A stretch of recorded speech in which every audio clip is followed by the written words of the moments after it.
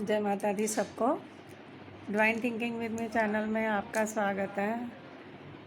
मैं सुनीता अरोड़ा दिल्ली से बोल रही हूँ, वैष्णो दरबार से। तो मेरे को किसी ने पूछा था कि सुनीता माता जी आप ये बताइए कि आपके पास शक्तियाँ कहाँ से आई। तो शक्तियाँ देखो, शक्तियाँ परमात्मा प्रेम के वश में होके आते हैं। तो मैं भी उनसे बहुत प्रेम करती हूँ, माता रानी से। मेरा तन मन सब कुछ उसी का ही है, सब कुछ उसी में समर्पित है। तन मन धन कुछ भी मेरा नहीं है, सब कुछ उसी का।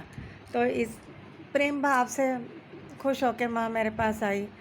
उसने मेरे सिर पे हाथ रखा, लोगों का कल्याण हो रहा। 2003 से मैं ये चौकी लगाती थी। मैंने कोई गुरु धारण नहीं किया था, कोई कुछ नहीं किया था। मुझे नहीं पता माता रानी लोगों के कष्ट कैसे दूर करती थी, वो चीज़ें कहाँ जाती थी, क्या होता था, मुझे नहीं पता। माँ सबके काम करती थी।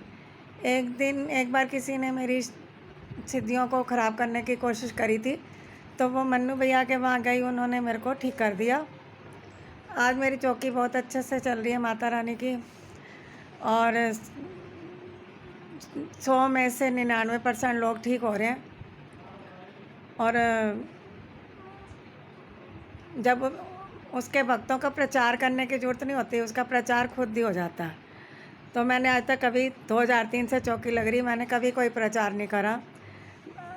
जितने लोग आते हैं, मेरा एक मकसद होता है, चाहे मेरे पास चौकी पे 2 लोग आएँ, 2 लोग पूरी तरह से ठीक होके जाएं।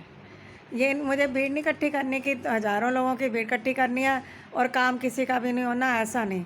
मेरे पास 2 लोग आएँ, वो ठीक हो जाएं, उसके बाद फिर 2 लोग आएँ, कोई दिक्कत नहीं। भीड़ इकट्ठी करने से क्या होता है कि शरीर तो अपना ही है ना, और इतने सारे लोग आते जाते फिर काम किसी का भी नहीं होता।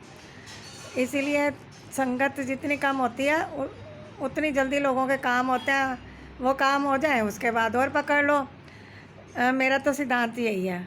आगे लोग भीड़ इकट्ठी करते जाएंगे तो होगा क्या कि काम, क्योंकि शक्ति तो थोड़ी थोड़ी, शरीर एक इंसान के अंदर थक भी जाता है।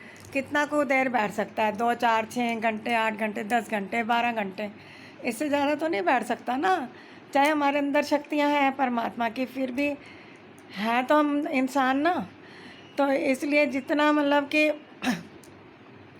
मैं तो ये चाहती हूँ जितने लोग आएँ सब ठीक होके जाएं। मैं तो भीड़ इकट्ठी करती नहीं, फ़ोन पे भी लोग मेरे से बात करते हैं तो मैं उनके भी काम कर देती है।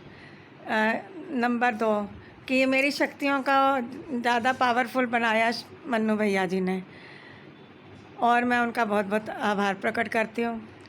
मन्नू भैया जी एक ऐसे शख्स हैं, शायद ही दुनिया में ऐसे होंगे। उनकी मैं मेहनत भक्ति सब देखती हूँ। कई घंटे मैं सारा दिन बैठ के भी आती हूँ। सुबह वो 10 बजे से लेके रात को 8 9 10 बजे तक बैठते हैं, और पब्लिक के बीच में बैठ के पब्लिक की सेवा कर रहे हैं, बहुत बड़ी बात है। अगर उनमें से कुछ, मन्नू भैया भी भगवान नहीं, अगर कोई नहीं ठीक होता तो भगवान तो है नहीं ना वो।